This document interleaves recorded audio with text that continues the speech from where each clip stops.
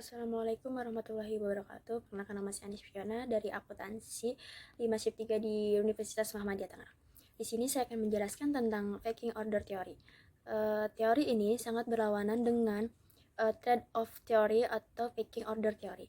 Menganggap bahwa tingkat cash holding yang optimis tetapi kas memiliki peran sebagai penyangga antara laba ditahan dan kebutuhan.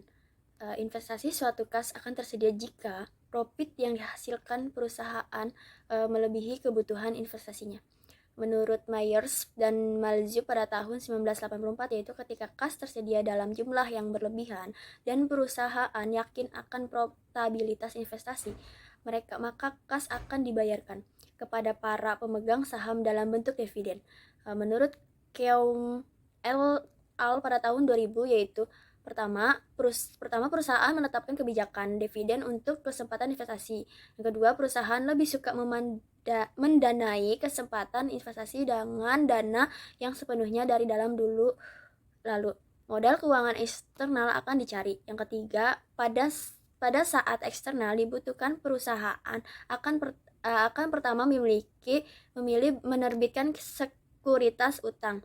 Menerbitkan sekuritas jenis modal akan dilakukan terakhir. Yang keempat, untuk mengantisipasi kekurangan persediaan kas karena adanya kebijakan dividen yang konstan dan fluktuasi dari tingkat keuntungan serta investasi, maka perusahaan akan mengambil portofolio investasi yang lancar tersedia.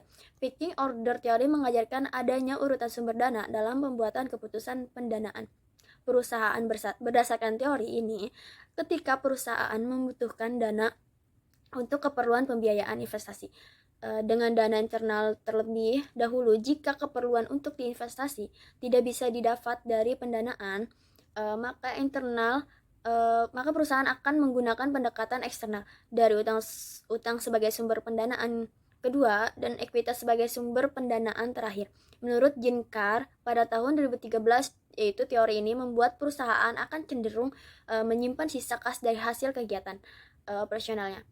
Teori pecking order menjadi salah satu teori yang memiliki keterkaitan dengan variabel dependen, yaitu cash holding di dalam penelitian ini. Karena pecking order teori menjelaskan faktor penentu dalam menahan kas, yang berkesimpulan bahwa tidak ada tingkat kas yang optimal, melainkan kas berperan sebagai penyangga laba ditahan dan untuk kebutuhan investasi.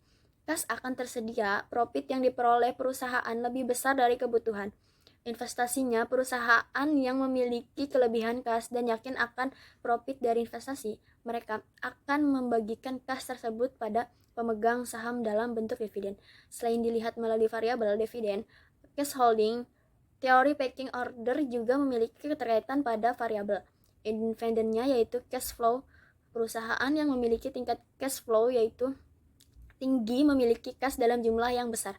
Hal ini dikarenakan perusahaan lebih menyukai pendanaan internal dibandingkan dengan pendanaan eksternal. Perusahaan yang mengalami peningkatan cash flow cenderung untuk menahan pendapatan mereka, mengumpulkan kas yang nantinya dapat mereka gunakan untuk menandai investasi atau memanfaatkan ketika terjadinya financial distress. Variabel independent capital expenditure juga memiliki keterkaitan dengan teori pecking order.